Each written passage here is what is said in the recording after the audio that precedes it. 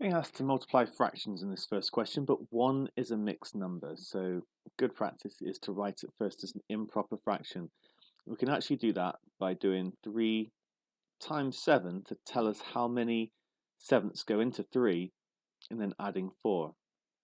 So that gives us 25. So 3 and 4 sevenths becomes 25 over 7. And then we need to times by 7 over 10. Now, if you're not happy with that, let me try and explain it a little bit more. Well, 1 is equal to 7 over 7. 2 is therefore 14 over 7 because I just double it. And you can see 14 divided by 7 is 2. And 3 is therefore 21 over 7.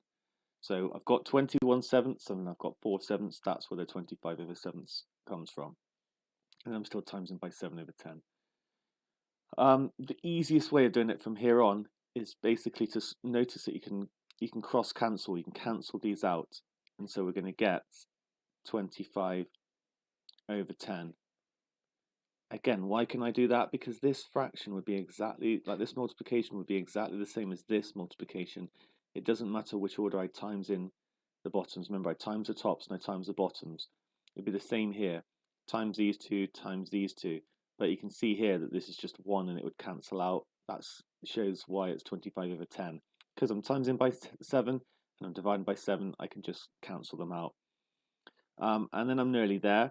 I've got 25 over 10. It's the common factor at 5, so it becomes 5 over 2, which is a mixed number, is 2.5. If you're not sure about that, then you can do 2's into 5, which go 2, remainder 1. So 2, remainder 1, I still need to divide that 1 by 2. That's where the 2.5 comes from. I'm not going to do it the long way. Of course, you could do 25 times 7 the long way and 7 times 10, and it would still cancel down to 2.5.